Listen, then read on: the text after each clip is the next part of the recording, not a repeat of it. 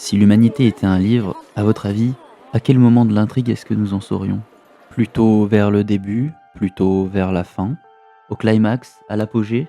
Ou alors dans un creux scénaristique où tout le potentiel du personnage a déjà été développé, bloqué dans un épilogue sans saveur et dont on ne voit pas la fin? En somme, l'humanité a-t-elle tué le game? A-t-elle atteint le niveau maximum?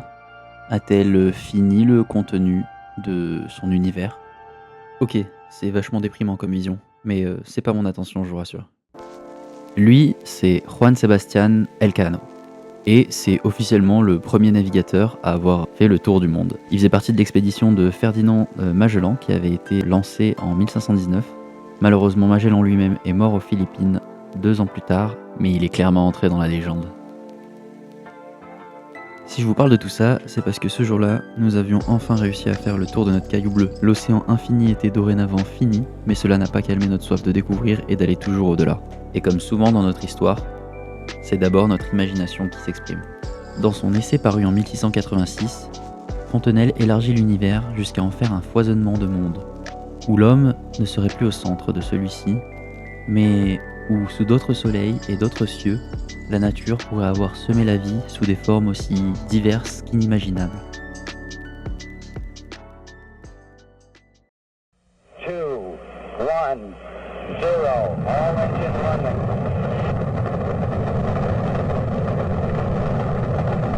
Liftoff, we have a liftoff, 32 minutes past the hour. Liftoff on Apollo 11.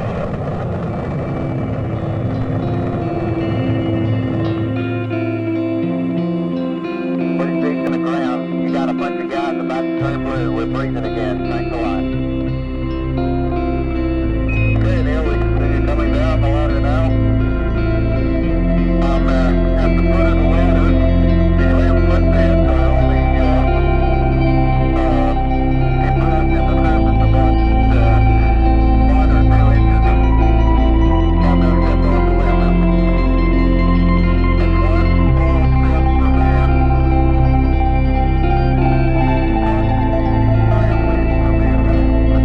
Le 21 juillet 1969, l'humanité franchit un cap. Après avoir écumé les mers, elle se lance maintenant dans le vide. Dans ce même vide qui nous sépare des mondes qu'avait imaginé Fontenelle quelques siècles plus tôt. Et c'est sur notre seul et unique satellite naturel qu'elle décide de faire son premier pas.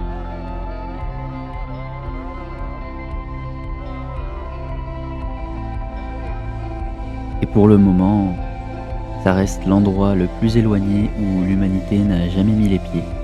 Mais qu'en est-il de la suite? Quand est-ce que nous pourrons de nouveau repousser nos limites? Et pourra-t-on seulement assister à d'aussi grandes avancées de notre vivant? Une certaine partie de notre génération ressent un malaise quant à notre position sur la frise chronologique.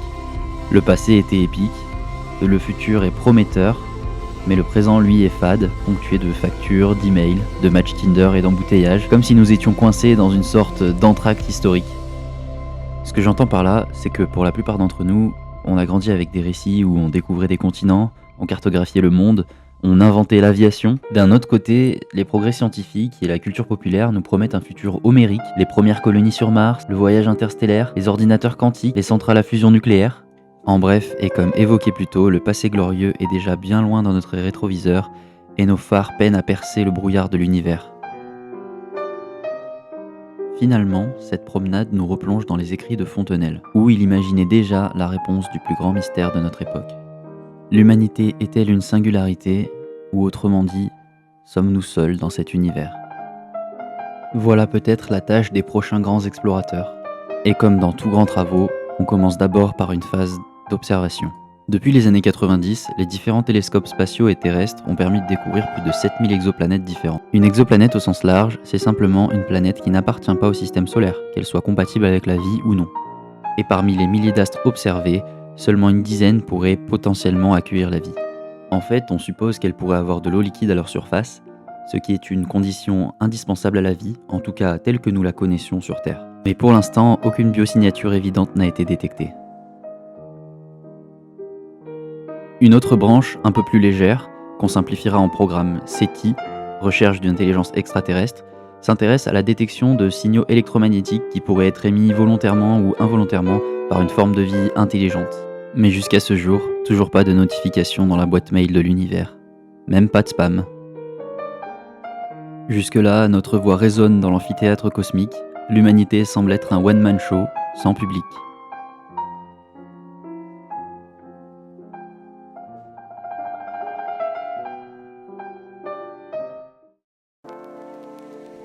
Salut, moi c'est Isma. C'est moi qui ai écrit, réalisé et monté cette vidéo. C'est la première vidéo avec un peu plus de montage que je fais sur YouTube. Elle sent énormément le fait maison. Je sais que le son est pas top. Je vais essayer de m'améliorer sur ça, notamment d'adapter mon setup. Bon, au niveau du montage, je tâtonne un peu. Écoutez, j'apprends sur le tas et je pars de zéro. Donc voilà, j'essaye de faire des trucs qui me paraissent cool sur le moment. Voilà. J'espère en tout cas que le sujet vous a plu. Moi c'est vraiment un sujet qui m'intéresse pas mal. Et qui me fascine un peu. Voilà. Sachez qu'il y a des programmes qui s'intéressent à envoyer des signaux dans l'espace. Genre de la culture humaine, en tout cas des messages. En espérant que une forme d'intelligence les reçoive et les comprenne. Et du coup, si ça vous a plu, n'hésitez pas à aimer la vidéo, la partager, si jamais, vous abonner. Et surtout, dites-moi dans les commentaires si vous devez envoyer une musique, un mème, une image, une vidéo dans l'espace pour représenter l'humanité, en tout cas auprès d'une forme intelligente qui pourrait comprendre ce qu'on lui envoie. Qu'est-ce que vous enverrez? Ça serait drôle quand même. Allez, à plus!